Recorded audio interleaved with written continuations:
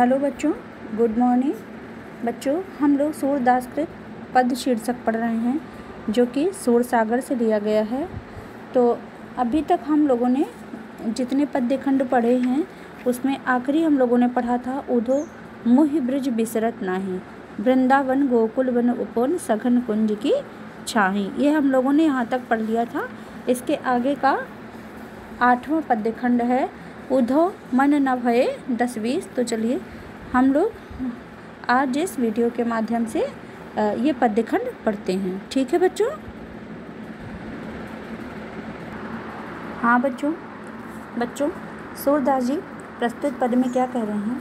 उधो मन न भये 10-20, उधो मन न भये 10-20, एक होतो सो गयो श्याम संग, को अवराधे एस, इंद्री शिथिल भई केशव बिन, ज्यों देही बिनु शीस, और आशा लागी रहा तितन श्वासा, जीवहि कोटि बरीस, तुम तो सखा श्याम सुंदर के सकल जोग के ईस, सूर हमारे नंद नंदन बिन और नहीं जगदीश।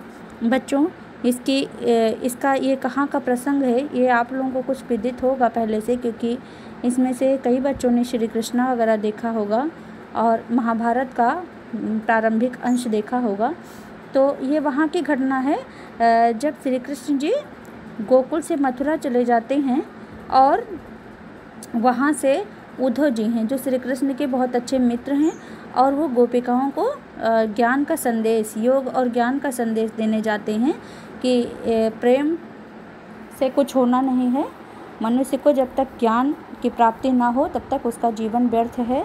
तो यही सब समझाने के लिए उद्धव जी जाते हैं कि जाऊंगा तो जो है गोपिकाओं के हृदय से इस प्रेम की भावना को निकाल करके और उनको ज्ञान और योग का संदेश अवश्य ही देकर आऊँगा।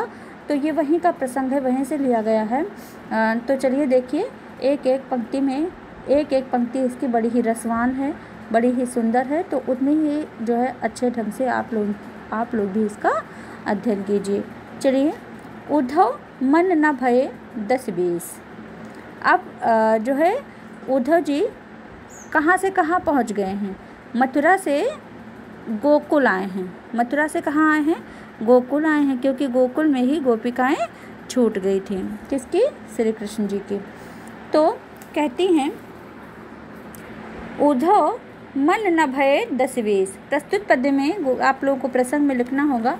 प्रस्तुत पद्य में गोपियों व उद्धव के मध्य जो वार्तालाप हो रहा है उसी का वर्णन किया गया है। प्रस्तुत पंक्तियों में गोपियों और उद्धव के मध्य हो रहे वार्तालाप का वर्णन किया गया है। तो क्या कहती हैं गोपिकाएं? उद्धव मन न भये 10-20। गोपिकाएं उद्धव जी से क्या कहती हैं कि हे उद्धव, हमारे पास एक ही हृदय है, हमारे पास एक ही हृदय है, अन्य नहीं है। उद्धव मन न भये 10-20। हे उद्धव, हमारा मन तो एक ही है, हमारा हृदय तो एक ही नहीं है, और हृदय हमारे पास नहीं है, 10-20 नहीं है, अनेकों नहीं हैं, है ना। तो फिर कहती हैं कि एक हुतो सो गयो श्याम संग। हमारे पास एक ही हृदय था जो कहाँ चला गया है? हमारे पास एक ही हृदय था जो कहाँ चला गया है? श्री श्याम सुंदर के वश में हो गया है। श्री श्याम सुंदर जी के वश में, अर्थात श्री कृष्ण के वश में हो गया है। को अवराधे ईस। ऐसी स्थिति में हम भला किसकी आराधना करें? को अवराधे ईस, अर्थात क्या कहती हैं कि एक हुतो सो गयो श्याम संग। हमारे पास एक ही हृदय था जो कहाँ चला गया?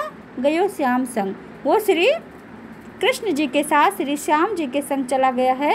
और अब भला ऐसी स्थिति में हम किस देवता की आराधना करें? हमारे पास अगर एक के अलावा अनेकों हृदय होते तो हम अनेकों प्रकार से उन अनेकों हृदयों से अनेक देवी देवताओं की पूजा करते, लेकिन हमारे पास तो एक ही हृदय था और वो श्री श्याम सुंदर जी के संग चला गया है।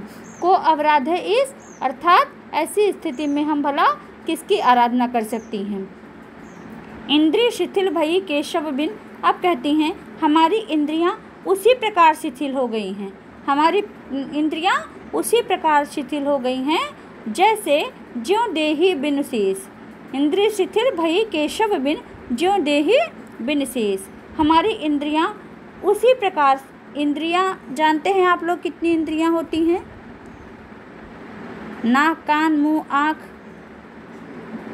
है ना, ये सब जो है ये सब इंद्रियां हैं। ठीक, तो कहती हैं अब देखिए जितनी इनकी इंद्रियां हैं वो किसी भी प्रकार से एन केन प्रकारेण वो काम कर नहीं रहे हैं। तो क्या कहती हैं कि इंद्रिय शिथिल भई केशव बिन ज्यों देहि बिनु शीस, हमारी इंद्रियां उसी प्रकार शिथिल हो गई हैं जैसे धड़ के बिना शरीर। जैसे धड़ वाला हिस्सा जानते हैं कौन सा होता है? ऊपर वाला हिस्सा धड़ वाला, गले के ऊपर वाला धड़ वाला है, बाकी नीचे का शरीर। तो कहती हैं कि हमारी इंद्रियां ठीक उसी प्रकार से शिथिल हो गई हैं जिस प्रकार धड़ के बिना शरीर। और किसके बिना? तो केशव के बिना। इंद्रिय शिथिल भई केशव बिन, हमारी इंद्रियां उसी प्रकार शिथिल हो गई हैं किसके बिना? केशव के बिना, अर्थात श्री कृष्ण के बिना हमारी इंद्रियां उसी प्रकार शिथिल हो गई हैं जैसे धड़ के बिना शरीर। जैसे किसी के जो है शरीर से सर को काट के फेंक दीजिए तो शरीर जो है निर्जीव हो जाता है, ठीक उसी प्रकार से हमारे जो है हमारी जितनी भी इंद्रियां हैं उन्होंने कार्य करना बंद कर दिया है, वो भी बिल्कुल शिथिल हो गई हैं। फिर कहती हैं आशा लागी रहती तनि श्वासा जीवहि कोटि बरीस। अब कहती हैं कि आशा लागी रहती, हमारे प्राणों में जब तक श्वास है, इंद्रिय नहीं, वो ऊपर वाली लाइन हो चुकी है बच्चों। आशा लागी रहती तनि श्वासा, कहती हैं कि हमारे प्राणों में जब तक श्वास है, ठीक, हमारे प्राणों में जब तक श्वास है, मतलब हमारे शरीर में जब तक श्वास चल रही है, प्राण शेष हैं, तब तक श्री कृष्ण की प्रतीक्षा करती रहेंगी। आशा लागी रहती तनि श्वासा, मतलब जब तक इस तन में जो है प्राणों का संचार हो रहा है, श्वासें चल रही हैं, तब तक क्या करेंगी? तब तक इस शरीर को श्री कृष्ण की आशा लगी रहेगी, तब तक हम उनकी प्रतीक्षा करती रहेंगी। और जीव ही कोटि बरीस, फिर कहती हैं हम तो उनके दर्शन करने के लिए जो है करोड़ों वर्ष तक जीवित रह सकते हैं। जीव ही जीवित रह सकते हैं, कोटि बरीस, कितने?